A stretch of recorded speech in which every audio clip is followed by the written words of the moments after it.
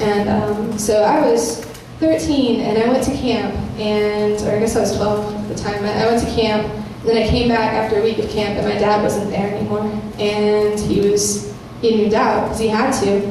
And my mom and dad never got a divorce, but he moved in and out. And then he moved again. I remember one time he was moving out and I was sitting on the couch and I had Molly and Addie sitting with me and we were watching TV. And here's the couch, and then here's the TV, and there's the front door. So they had to walk between us and the TV to get to the front door with trash bags of my dad's stuff, taking it out to him so he could leave. And I remember sitting there, and I knew what was going on. Molly and Addie didn't. They were young. They were really young. And so I was sitting there, and I knew what was going on. I remember looking at that and just breaking. There's something inside of my heart. I just felt it shatter. And I was like, oh my gosh, my dad's leaving me. And my mom, what are we going to do? Because we weren't wealthy. We didn't have any means of being wealthy or taking care of ourselves. We did, but I was 13, so of course it was way bigger than it actually was.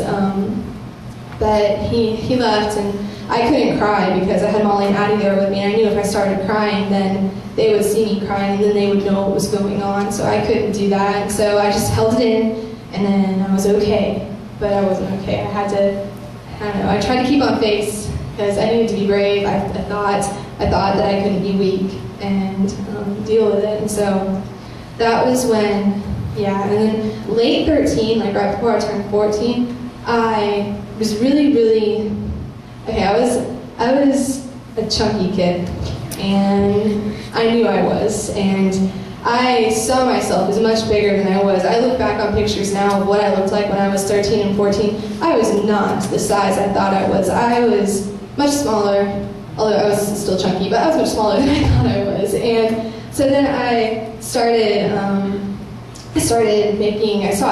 eating first. And you can't just stop eating because then your mom notices and she's like, I'm gonna need to force feed you food through a tube. And you're like, no. And so I started eating whenever I had to, whenever people were watching, but I started making myself throw up because I knew, no food in my stomach means less weight. And so I just, started binging and purging, and it was this horrible cycle. And it didn't get serious, I didn't end up in the hospital or anything, but I lost a lot of weight really fast. And people noticed, but it's also that age where girls just kind of naturally lose weight sometimes, and so I just passed it off I'm just hit puberty, grew up, but I was really struggling. And then I hit about 14 and 15. You gotta understand, the 15th year of my life was the worst year of my entire life, and anyone who's Victoria is laughing because it was I was living in rebellion. And but when I was 14 and 15, I was actually 14 when I got into it, but I got into a really bad relationship. And people are like, oh, relationships always screw up everything. It's true, because I'm telling you, if you get in a relationship with the wrong guy and you don't set up boundaries where you need to set boundaries, he will get in there and he will tear everything up, just tear it up. And so I got in a really bad relationship. And then because I was in a bad relationship with a bad guy, my parents knew that he wasn't that safe of a guy to be with all the time. So I built up resentment against my parents, because here I had him on this side saying, your parents suck, you need to run away, you need to get away from them because they suck, they're horrible parents. And on this side I had my parents saying, no, you can't be with your boyfriend because he's bad news. And so as a 14, and I guess I was 15 when that started happening, but as a 15-year-old girl, I was like, you're right, anarchy against my parents. It was bad, and because when you build up resentment and hatred towards the people that are in control of your life, it's a recipe for disaster. And so I built up a whole bunch of resentment. And at the time in our youth group, there's this sort of trend, kind of, I don't want to call it a trend because that makes it sound really sick. It wasn't, but it was kind of a trend, I guess. But people started getting into cutting. And my mom was a youth leader at the time, and I felt like I needed attention. I was 14 when I started cutting, but I felt like I needed attention. So I kind of started cutting, not bad, I did it so it wouldn't bleed, because I was terrified of bleeding. So I was like, well, maybe it just won't bleed. That's not smart. Don't do that. It just tears down boundaries that don't need to be torn down. And so, like, here, between the eating disorder and the started, like, self-injury and stuff, all of my columns in my little temple here had started to kind of buckle down and collapse. And so, like, this roof, this giant granite roof was being supported by, like 6 columns, and that's not enough to support a giant granite roof. And, but then I did start cutting a little bit, and my mom found it, and she was like, "What are you thinking?" It wasn't the attention I was looking for. Like I'm not mad, but like, I was mad at the time. I was thinking, this isn't what I wanted. Why am I in trouble? Like, why? Because it wasn't the reason. Like, it wasn't serious. Like, I was just doing it to get my mom's attention, and that did not result the way I wanted it to. And so I started doing it deeper, just in places where she couldn't see. Like, I started cutting on my legs and on my hips, and it got really, really bad. Like, I'd go and dig through my mom's stuff and find, like, the newest and the freshest razors, because, you know, those are the sharpest ones. And so I would just go in the bathroom and brutalize myself. And, like, I always wore dark washed pants so no one could see anything, like, through the pants. Like, that way if I bled, like, blood getting on the pants wouldn't show through.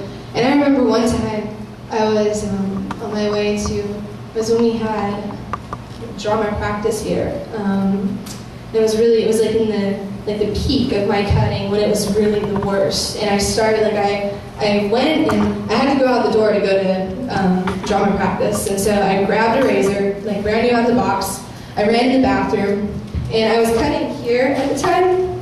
And so, like, pulled out my pants, and I grabbed the razor and just went like that. And it was like this really sharp razor. I did it on that side, grabbed it, did it on that side, and, like, with force. And I looked down and I saw white. And it freaked me out, and I started to get shaky, so I just pulled my pants up and ran out the door and got in the Jeep. And, like, my mom was talking to me, and I forgot I did something that she was upset about, and that's okay, because I did a lot of things that upset a lot of people. But I remember I was sitting there, and I was sitting there like this, and I had my hands on my lap, and I was, like, listening to her talk over here, thinking about that, because it was hurting, and I could feel it. And, like, then I pulled up my hand to open the door, and there was blood, like, all over my hand. And I freaked out, so I didn't show my mom. I opened the door, and I went to drama practice. I got in the bathroom, and I just collapsed in the stall, and, like, just didn't know what to do. And because I was sure I was bleeding out. I wasn't. I didn't cut that bad, but, like, I was terrified. And so I went and got some towels and cleaned myself up, and I still have horrible, horrible scars from the things I did to myself. And, like, it got to the point where I wasn't just cutting. I would, like, hit myself with sharp things and hard things to bruise myself, and, like, I would, like, some people got into burning. I never did that because I'm terrified of being burned. I don't like being burned, so I didn't do that. But it was just, like, these things that I still was battling with an eating disorder from time to time. Like, I would stop. That's why it was never something that was really a serious thing in my life. It was something I kind of started and stopped and, like, flipped back and forth with, just to lose weight every now and again. But it's a dangerous thing to play with, because it's like fire. You play with it, you're going to get burned. And so, between, like, the cutting and everything, it just got worse. And, like, I started, like, I didn't fear death. And that's something, like, you're not really supposed to fear death if you have Jesus in you, but I wasn't fearing death for a different reason. Like, I was not afraid of death because, honestly, I didn't want to be alive. I didn't want to commit suicide, per se. I just wanted to. At that time, I was like, well, if I die, great. If I don't, I'll get over it. And so I started not being scared, because a lot of times what keeps people from cutting too deep is, like, they're scared that they might die, so they don't really go as deep as they want to. And so I was just, but I wasn't scared of that. So I'd go as deep as I wanted to. It didn't matter to me.